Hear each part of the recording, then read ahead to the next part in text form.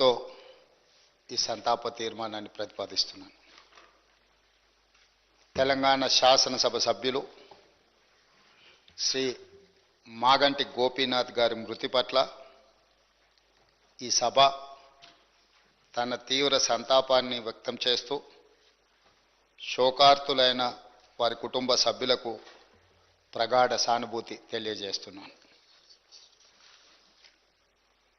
అధ్యక్ష, మనందరికీ దాదాపు ఈ సభలో ఉన్న చాలామంది సభ్యులకు, ముఖ్యంగా హైదరాబాదు నగరంలో నివసించిన వాళ్లకు, చదువుకున్న వాళ్లకు, చిన్న వయసు నుంచే మాగంటి గోపీనాథ్ గారు మిత్రుడు. 1963లో జన్మించిన మాగంటి గోపీనాథ్ గారు విద్యార్థి రాజకీయాలలో చురుగ్గా ఉండడమే కాకుండా వారు 1983లో మొట్టమొదటిసారి ఎన్టీ రామారావు గారు ప్రారంభించిన తెలుగుదేశం పార్టీలో క్రియాశీలక సభ్యుడిగా చేరి ఆ పార్టీ తెలుగు యువత రాష్ట్ర అధ్యక్షుడిగా వారు దాదాపుగా 7 సంవత్సరాలు సేవలు అందించడం జరిగింది.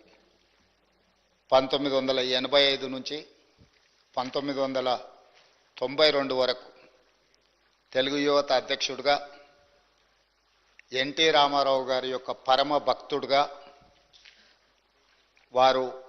వారికి నమ్మకమైన విశ్వాసపాత్రుడైన ఒక బంటుగా ఎన్టీ రామారావు గారితోని మాగంటి గోపీనాథ్ గారికి సత్సంబంధాలు ఉండే. అదేవిధంగా వారు అర్బన్ డెవలప్మెంట్ అథారిటీ డైరెక్టర్గా హైదరాబాద్, వినియోగదారుల ఫోరం సభ్యుడిగా వివిధ బాధ్యతలను వారు నెరవేరుస్తూ వచ్చిండ్రు. అదేవిధంగా వారు సినిమా రంగంలో నిర్మాతగా, విద్యార్థి రాజకీయ నాయకుడిగా, ప్రజాప్రతినిధిగా తెలుగుదేశం పార్టీలో ఎదిగి సినీ నిర్మాతగా కూడా వారు రాణించడం జరిగింది. అధ్యక్ష, పాత బస్తీ 1995లో సినిమా తీవడము, అదేవిధంగా రవణ 2000 సంవత్సరంలో నటశేఖర కృష్ణ గారిని హీరోగా పెట్టి వారు ఒక గొప్ప చిత్రాన్ని నిర్మించడం, భద్రాద్రి రాముడు 2004లో, నా స్టైలే వేరు 2009లో, ఇలాంటి తెలుగు సినిమాల నిర్మాతగా కూడా వారు రాణించడం జరిగింది. అదేవిధంగా వారికి నాకు అత్యంత సన్నిహిత సంబంధాలు, ఒక మంచి మిత్రుడు అధ్యక్ష మాగంటి గోపీనాథ్ గారు. 2014 సంవత్సరంలో నేను రెండవసారి శాసనసభ్యుడిగా, మాగంటి గోపీనాథ్ గారు మొట్టమొదటి శాసనసభ్యుడిగా ఈ సభలో మొట్టమొదటి తెలంగాణ రాష్ట్ర శాసనసభలో కలిసి పనిచేయడం జరిగింది. ఎన్నికల సమయంలో కానీ, ఎన్నికైన తర్వాత కానీ, వారు తర్వాత రాజకీయ విధానాలలో మార్పు వచ్చిన వ్యక్తిగతమైన మిత్రత్వము, అదేవిధంగా వారి యొక్క వ్యవహార శైలిలో ఎలాంటి మార్పు లేదు.